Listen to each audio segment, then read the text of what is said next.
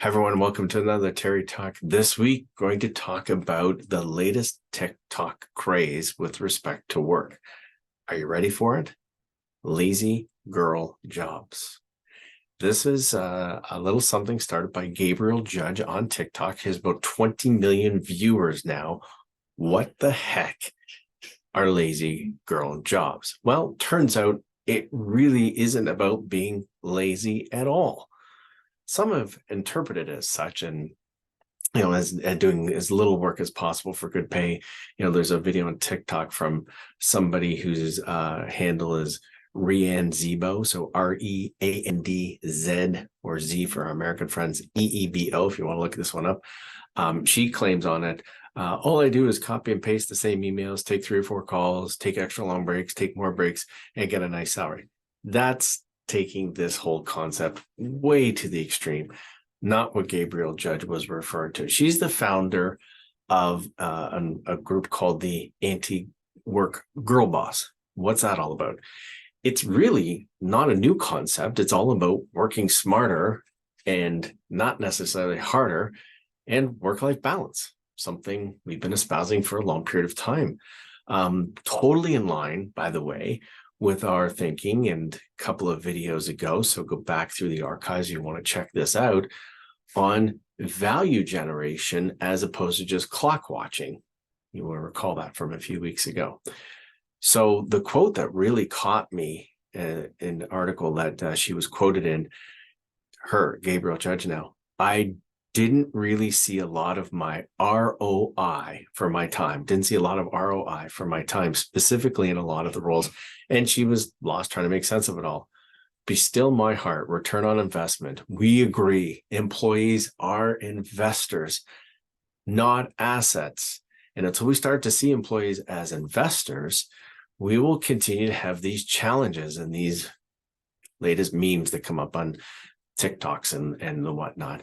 Employees are investors looking for a return on their investment, on their skills, their experience, and knowledge. Assets you can sell, you can't sell your employees. So why the term lazy? Well, really, as we mentioned, it's about working smarter, not harder. We've heard this concept before.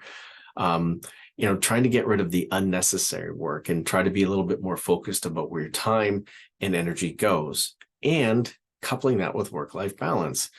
And what she says, which is kind of the interesting piece around the term lazy, if you're doing that, that's considered lazy when she says, when you compare that to the typical hustle and bustle and crazy pace of today's work life. So she said that was kind of a parody on the whole term lazy. She goes on to say that she's trying to create awareness around how to get balance in time and where you're reaping rewards, getting that return on investment.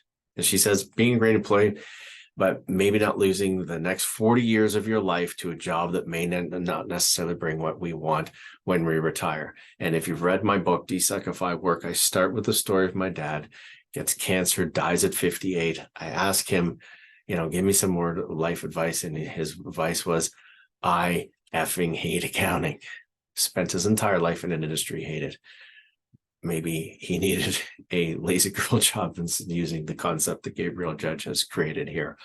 And she pushes back too, by the way, because he was like, well, I'm career focused. You can be career focused and have work-life balance. It's just our hustle culture, our crazy work, crazy hours culture seems to think they're mutually exclusive. They are not. We go back to what we espouse here. Mastery, autonomy, purpose are our motivators. These are the things that get people up. Get really good at your craft, give you enough autonomy, get out of your way, and have purpose. One size fits one doesn't work. Quote, the trend is as a mentality, if you will. It keeps means the kind of job that turns out to be entirely up to the individual. It's a job that aligns with your skills, but also meets the needs of your personal life, whether that's hybrid, whether that's remote, having more paid off, time off, maybe it's a 4-day work week. The whole idea comes right back to where she started, which is decentering the 9-to-5 from your life, your identity, and your happiness. More on this next week, but I think we got to look at Sean Acker's work. He's from Harvard, where we look at success. If we work harder, get greater success leads to happiness. He says, no, that's all wrong.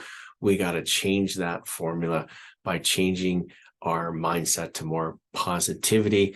That positivity gives us the happiness advantage. That happiness advantage actually ends up to more productivity, better outcomes and whatnot. More on that in the weeks to come. But lazy girl jobs, really, it's about work-life balance, about finding your love, getting your mastery, autonomy, purpose. And let's stop thinking of our employees and ourselves as assets of the organization, but rather we're all investors looking for a return on investment. As always, love to hear your thoughts on this. Thanks for sharing some of your comments over the past couple of weeks. Some great debate going on. And as always, we'll see you again real soon.